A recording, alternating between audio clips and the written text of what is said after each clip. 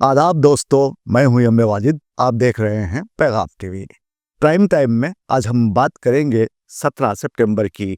17 सितंबर की तारीख ऐसी कौन सी स्पेशल तारीख है कि इसे हर साल याद किया जाता है? क्या आपने कभी सोचा है सुकूत हैदराबाद आखिर है क्या?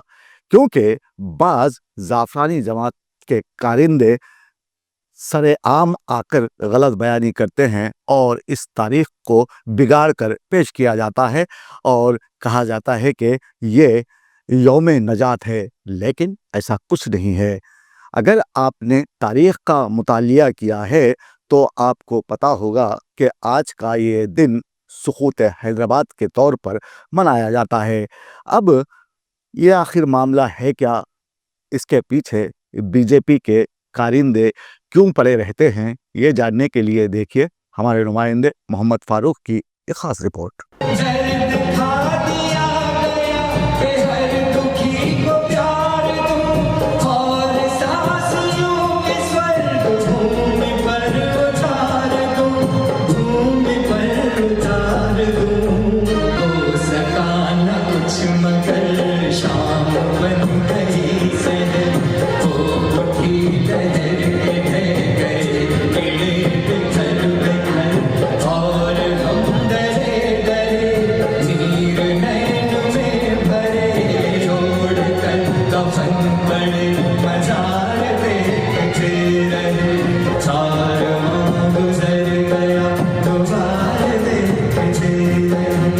हैदराबाद दक्कन को देश की सबसे अमीर रियासत होने का एजाज हासिल था। सन 1911 से इस रियासत पर मुसलमान हुक्मरान मीर उस्मान अली खान की हुकूमत थी। ये उस मुसलमान खानदान का 7वां हुक्मरान था जिसका बानी मुगल गवर्नर कमरुद्दीन था, जो तारीख में आसिफ जाह अव्वल के नाम से मशहूर है। इस खानदान के हुक्मरान निजाम हैदराबाद भी कहलाते थे। दरअसल हैदराबाद के आखिरी निजाम रियासत और खजाने को अपनी मिल्कियत समझते थे। वो अपनी ज़ात और ख़ानदान के मफादात के खिलाफ किसी किस्म की कुर्बानी और अखलाकी जिम्मेदारी से अपने आप को मुबर्रा समझते थे। उनकी पॉलिसी बिल्कुल अपने आबा व अजदाद वाली थी, जिन्होंने शेर मैसूर टीपू सुल्तान का साथ देने के बजाय लॉर्ड वेज़ली की जिल्लत आमेज शराइत को तस्लीम करके मातहत हुक्मरान बनने पर इक्तफा कर लिया था और मुसलमानों ने हिंद के इज्तिमाई मफाद पर ज़ाती मफाद को तरजीह दी थी।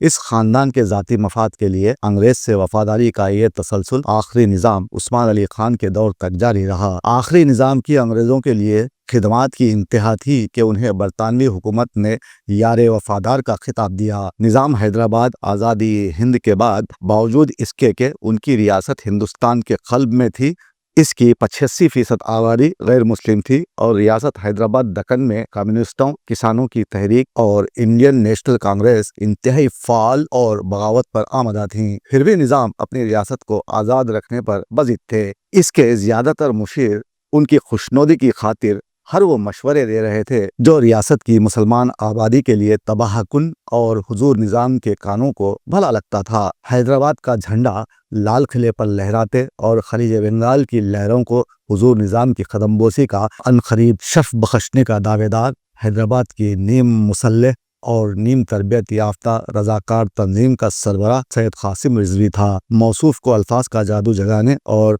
मुस्लिम अवाम को जज्बात की लहरों पर सवार कराने का ज़बरदस्त मलिका हासिल था। इसके रज़ाकार जब पुरानी बंदूकों, तलवारों, लाठियों और मजहबी जोश व जज्बे से लैस निज़ाम शाही की गिरती हुई इमारत की हिफाजत और हिंदुस्तान की फतेह के तराने अलापते, तो हैदराबाद के मुसलमानों को सैयद कासिम रिजवी, मुजाहिद मिल्लत और अहमद शाह अब्दाली का नेमुल बदल नजर आता। अगरचे निज़ाम हैदराबाद कभी कभी इस मुतबादिल उभरती ताकत से अपनी हुक्मरानी के हवाले से खौफ भी महसूस करते थे, लेकिन रजाकारों के हजरत आला की सल्तनत को दिल्ली तक उसत देने का दावा उन्हें निहाल भी किए देता था। यह हैदराबाद के मुसलमानों की बदकिस्मती थी कि तारीख के इस नाजुक मोड़ पर उनकी क़यादत ऐसे शख्स के हाथ में थी जिसे उनसे ज़्यादा अपनी ज़ात और इक़्तिदार से दिलचस्पी थी, और आम मुसलमान या तो इत्तेहादुल मुस्लिमीन के रज़ाकार थे या सैयद कासिम रिजवी की तकारीर के सहर के असीर, जिन्हें अक्ल की बात समझ ही नहीं आती थी। तारीख के इस नाजुक मोड़ पर शुनीद ये है कि सैयद कासिम रिजवी ने शोहरत और जज्बात के बेलगाम घोड़े पर सवार होकर हवा में उड़ना शुरू कर दिया। یہ عقل پر جذبات کی برتری کی بدترین مثال تھی۔ دوسری جانب حضور نظام، جن کی دولت کا یہ عالم تھا کہ ان کا پیپر ویٹ جیکب ہیرا تھا، جس کی قیمت اس زمانے میں کروڑوں روپے تھی، اپنی دولت دفاع پر خرچ کرنے کو وہ تیار نہیں تھے، جبکہ جنگ عظیم کے بعد برطانیہ کی تباہ شدہ معیشت کو بحال کرنے کے لیے انہوں نے ملکہ معظمہ کو کثیر سرمایہ دان کر کے اپنی وفاداری کا ثبوت دیا تھا۔ موصوف کے دفاع کے حوالے سے انتظامات کی غفلت کا یہ عالم تھا کہ 1945 میں جبکہ ہندوستان کی آزادی اور برطانوی راج کا خاتمہ نوشتہ دیوار بن چکا تھا، نظام حیدرآباد مکمل آزادی کے خواب دیکھنے کے باوجود اس احساس سے عاری تھے کہ آزاد ملک کے لیے جدید اسلحے سے لیس فوج کی بھی ضرورت ہوتی ہے۔ اگر نظام ہندو مسلمان کو اپنی دو آنکھیں قرار دیتے تھے، اربوں ڈالر کا خزانہ رکھنے اور برطانیہ کا یار وفادار ہونے کے زام سے نکل کر ملکی دفاع کے لیے سنجیدگی کا مظاہرہ کرتے، تو نہ صرف اپنے ملک بلکہ ہندوستان کے مسلمانوں کے قتل و غارت کو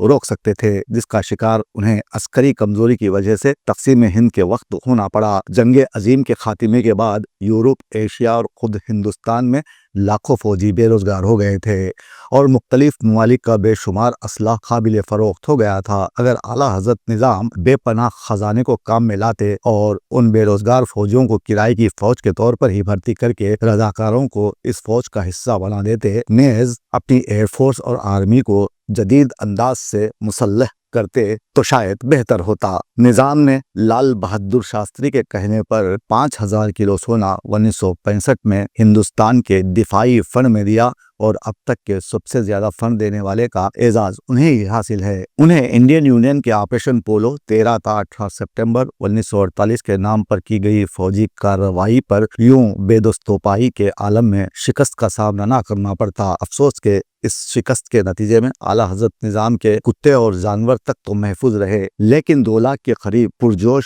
رضاکار مسلمانوں کی تعداد تھی جسے انڈین آرمی اور ہندوؤں کے ہاتھوں موت کے گھاٹ اتار دیا گیا۔ عفت مآب خواتین کی عصمت دری کی گئی، مسلمانوں کی جائیدادوں کو انڈین آرمی کی نگرانی میں لوٹا گیا اور انہیں باقاعدہ قطاریں بنوا کر گولیوں کا نشانہ بنایا گیا، اور پھر اعلیٰ حضرت نظام نے ہندوستان سے الحاق کے پروانے پر دستخط کر دیے۔ قاسم رضوی جو جذباتی مسلمانوں کا مجاہد ملت تھا، شہید ملت نہ بن سکا اور دیش کا قیدی بن گیا۔ سقوط حیدرآباد نظام کے لیے ریاست کی بادشاہت چھن جانے کا المیہ تو تھا، لیکن بادشاہت چھن جانے کے بعد بھی وہ اپنی خاندانی روایات کے مطابق شامل اقتدار ہو گئے۔ انڈین یونین نے انہیں انڈیا سے الحاق کے بدلے گورنر بنا دیا۔ رہ گئی بات مخلص اور جذبات کی رو میں بہہ جانے والے جان فروش مسلمانوں کی، تو کچھ جان و مال اور آبرو کی قربانی دے کر رب کے حضور سرخرو ہو گئے کہ ان کی نیت خالص تھی۔ کچھ پاکستان ہجرت کر گئے اور باقی ماندہ ایک ناقیبت اندیش حکمران کے گناہوں کا کفارہ ادا کرنے کے لیے وہیں رہ گئے۔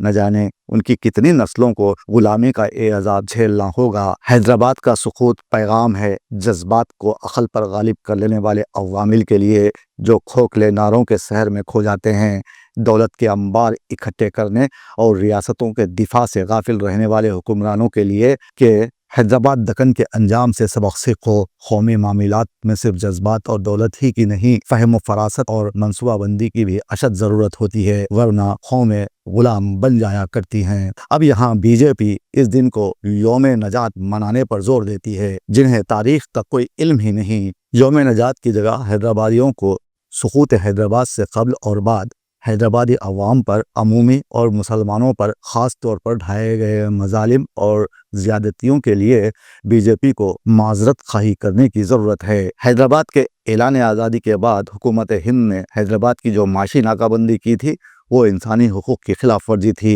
ریاست بھر کے ہندوؤں، مسلمانوں، دلتوں، سکھوں اور عیسائیوں کو پیٹرول کے علاوہ جان بچانے والی ادویات اور پینے کے پانی سے محروم کر دینا انسانیت کے خلاف جرم تھا۔ 17 سپٹمبر کو حیدرآباد کی آزادی کا دن قرار دینا بالکل ہی غلط ہے۔ آزادی کا مطلب غیر ملکی حکمرانوں سے نجات حاصل کرنا ہے۔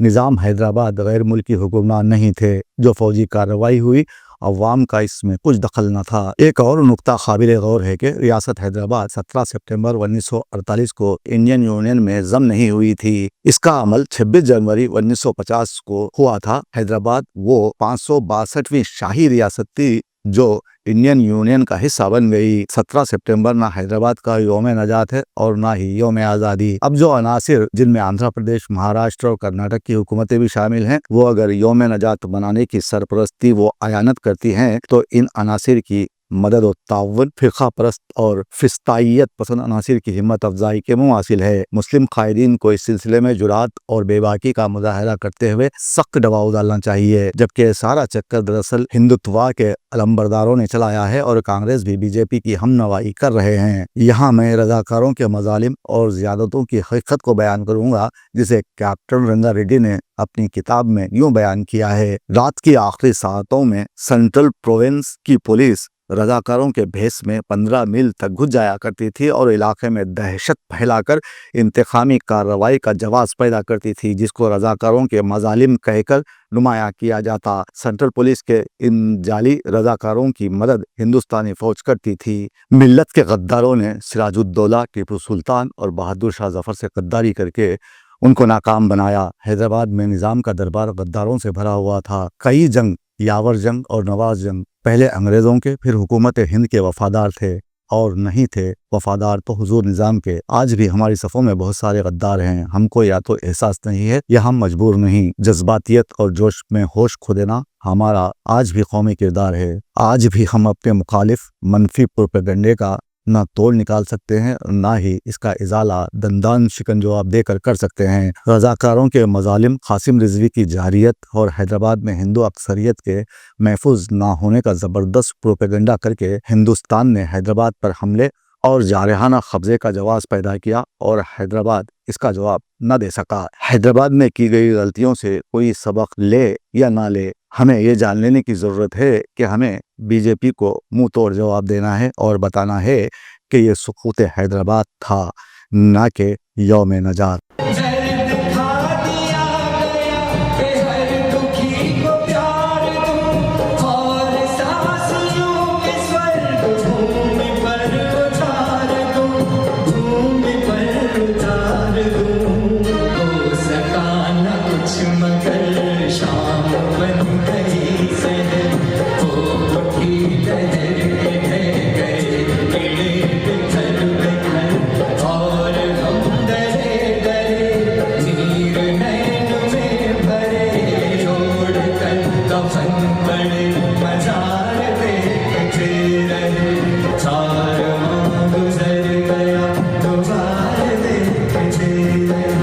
ताज़ा तरीन वीडियोस के लिए आप हमारे चैनल को सब्सक्राइब करें और देखते रहें पैगाम टीवी।